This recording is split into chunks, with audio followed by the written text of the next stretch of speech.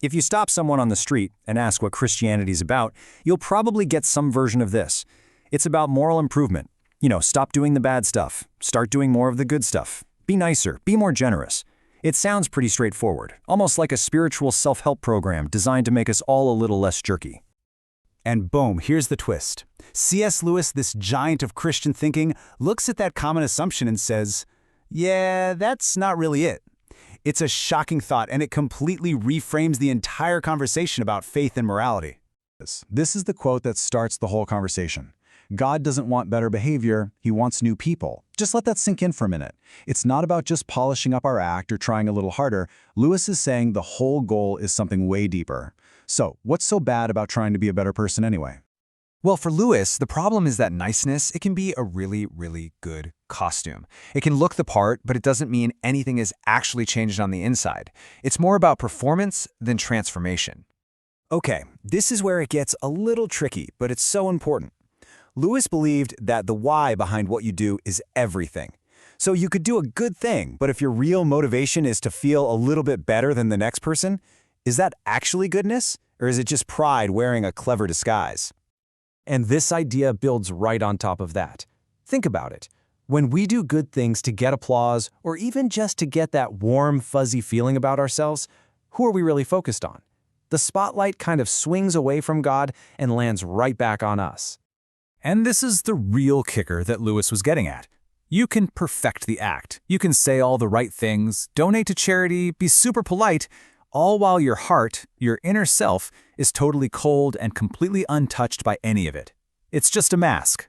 So this is the key distinction Lewis is making. He's drawing a huge, bold line in the sand. On one side, you have morality, which is all about modifying our actions, trying to behave better, and on the other side, you have transformation, which is about changing our very nature from the inside out. And just so we're all on the same page, let's be clear what we mean by transformation here. This is not just about turning over a new leaf or making a New Year's resolution. We're talking about a deep, fundamental overhaul of who you are, what drives you, what you love, your actual character. This chart lays it out so clearly. On one hand, you've got the Good Person Project. The focus is on morality. The goal is just better behavior. And crucially, the power source is you. It's self-driven. But the new person idea is completely different. The focus is total transformation. The goal isn't just better actions, but a whole new heart. And the source isn't your own willpower. It's being aligned with and powered by Christ. Okay, so this is the next logical question, isn't it? It feels a little weird. I mean, if someone is kind and charitable and honest, why on earth would that not be enough? It seems totally counterintuitive to suggest that good actions by themselves could ever fall short.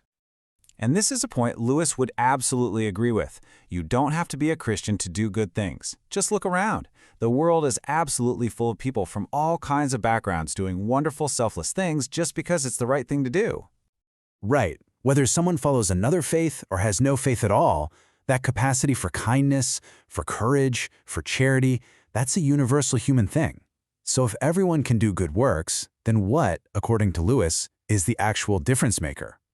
And here it is. This is the core of the whole idea. For Lewis, the action itself is actually secondary to what's driving it.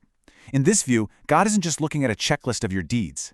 He's looking at the source, the engine room from which those deeds are flowing, and that's the heart. So what does he even mean by the heart? Well, think of it as the engine of your whole life. Is that engine running on the fuel of self-interest? Maybe doing good to feel good about yourself or to get people to like you, or even out of a sense of duty or anxiety? Or is it running on a totally different power source, one that's aligned with and drawing its life from Christ, so that goodness becomes a natural byproduct, not some strained effort? So the crucial point is this. In Lewis's view, the only good works that really count, in the end, are the ones that spring naturally from a changed, transformed nature. They aren't things you produce for God. They are things that flow from God, working through you. And you can see where Lewis gets this idea from right here in the Bible. This metaphor from the Gospel of John is so powerful. A branch can't just decide to make an apple. It can't produce fruit on its own. Its life, its energy, its ability to do anything comes entirely from its connection to the vine. The good stuff is a result of the connection, not the other way around.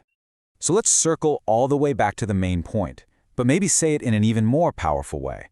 For Lewis, the goal isn't just a moral touch-up, it's a resurrection. It's about moving from a state of being spiritually dead, where you are the center of your own little universe, to a state of being truly alive, where you're connected to the real source of life itself.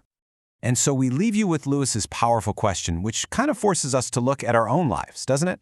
Is our ultimate goal just a checklist of good behaviors, of things we do? Or is it something much, much deeper, the person we are fundamentally becoming, from the inside out? That's a thought worth wrestling with.